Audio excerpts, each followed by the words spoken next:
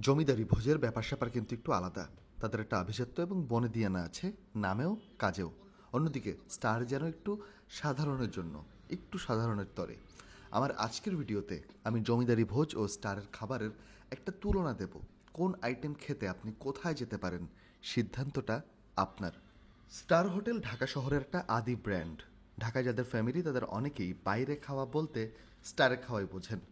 আর এটা টের পাবেন পিক শপিং টাইমে। নিউ মার্কেট গাউছিয়া থেকে বের হয়ে স্টারে, ইফতারির সিরিয়াল দিতেও স্টারে, আবার বাসায় ইফতারি নিয়ে যেতেও স্টারেই যান অনেক মানুষ। স্টারের খাবার অনেকেরই ভালো লাগে, অনেকের এটা ছাড়া চলেই না, আবার অনেকে এটা আবার পছন্দ করেন না, এরকম মানুষও কিন্তু আছে অনেক। তবে স্টারের একটা খুব একনিষ্ঠ ফ্যান বেজ আছে, যার মধ্যে আমি একজন। এটা আপনারা ইতোমধ্যে জানেন, আমি শিওর। আমার কাছে তাদের কারি আইটেম আর মাছের ভ্যারাইটিটা বেশ ভালো লাগে। আর ঢাকা শহরের একটু অভিজাত রেস্তোরাঁগুলোতে ভালো মাছ পাওয়া কিন্তু বেশ কঠিন। অনেক জায়গায় বড় বড় নাম, বড় বড় দাম লেখা থাকে, কিন্তু দিন শেষে আপনি স্বাদ আর দামের যে তারতম্য, সেটা খুব স্পষ্টভাবেই টের পাবেন মুখে দেওয়ার পর। এদিক থেকে স্টার খানিকটা হলেও এগিয়ে। আরেকটা ব্যাপার স্টারে আমার খুব ভালো লাগে, সেটা হচ্ছে স্টারের সবজি আইটেমটা। স্টারের সবজি আইটেমটা একটা অল ডে আইটেম। অর্থাৎ এটা আপনি সকালে পরোটার সাথে খেতে পারেন, নানের সাথে খেতে পারেন, শুধু শুধু খেতে পারেন, শুধু ভাতের সাথে খেতে পারেন, ভাত ডালের সাথে খেতে পারেন। অর্থাৎ যে কোনো সময় নেয়ার মতো একটা আইটেম স্টারের সবজিটা।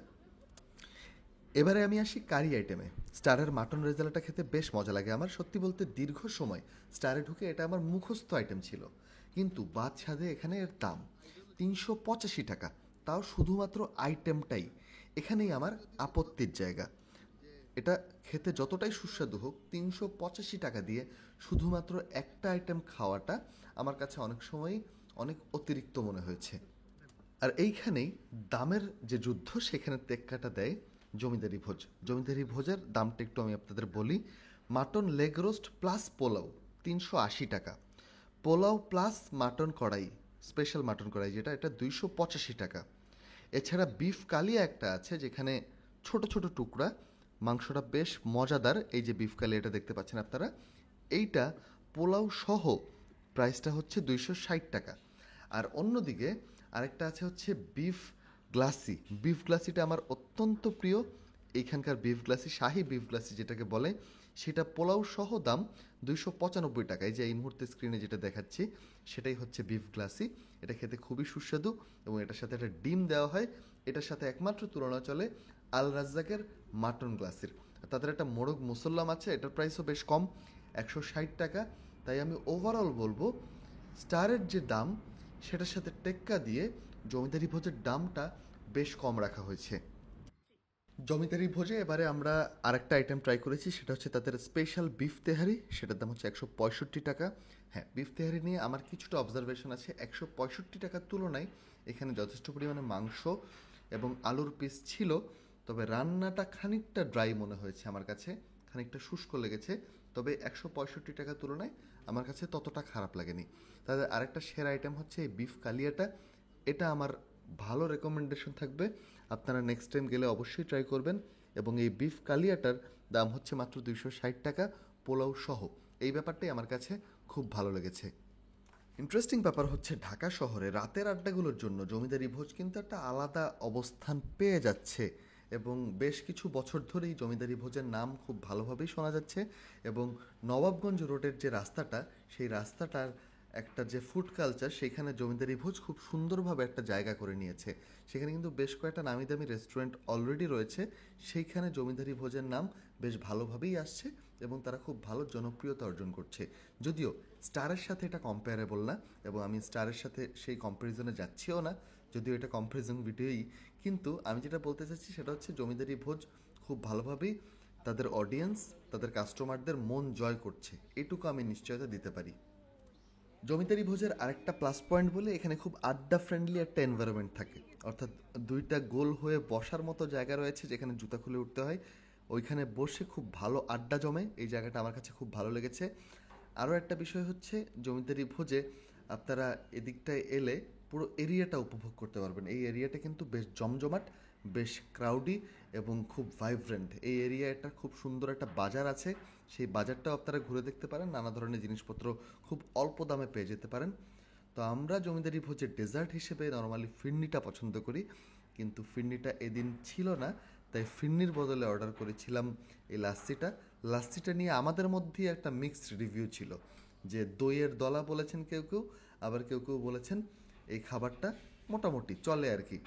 আমার কাছে মোটামুটি লেগেছে, আবার কেউ কেউ খুব একটা পছন্দ করেন নাই। তাই লাচ্ছিটা আপনারা খেয়ে আমাকে কমেন্টে জানাবেন, অথবা যারা খেয়েছেন কমেন্টে অবশ্যই জানাবেন কেমন লেগেছে জমিদারি ভোজের এই লাচ্ছি। স্টারের একটা ব্যাপার হচ্ছে কি, ঢাকা শহরে যারা মাটন আইটেম পছন্দ করে খান, তাদের জন্য স্টার একটা প্রিমিয়াম জায়গা, খুবই দারুণ একটা জায়গা। স্টারে আপনারা যদি মাটন রেজালাটা দামে যদি কুলায়, আমি সেটা বলতেছি, 385 টাকা দামের মাটন রেজালাটা যদি আপনারা খান, আমার কাছে মনে হয় আপনারা পরিতৃপ্ত হবেন। এটা খেতে বেশ মজাদার, মাংসটা খুব ওয়েল কুকড থাকে এবং ঝোলটা অর্থাৎ গ্রেভিটাও খুবই সুস্বাদু, মশলার ব্লেন্ডটা খুব ভালো হয় স্টারে, এবং এখানে একটা আলু দেয়া থাকে, আলুটা খুবই সফট ছিল। স্টারের দাম নিয়ে আমি বেশ সমালোচনা করলেও স্টার কিন্তু ঢাকা শহরে যারা হচ্ছে মধ্যবিত্ত, একটু উচ্চ মধ্যবিত্ত, তাদের জন্য বেশ অ্যাফোর্ডেবল একটা রেস্টুরেন্ট, এবং এখানে সকালের নাস্তাটা বেশ বিখ্যাত। সকালের নাস্তাটা আলাদাভাবেই বিখ্যাত এখানে, এবং মোটামুটি রিজনেবল প্রাইসেই পাওয়া যায়। তো সকালের নাস্তার জন্য আমি স্টার খুব ভালোভাবেই প্রেফার করি, বিশেষ করে স্টুডেন্ট ফ্রেন্ডলি তারা।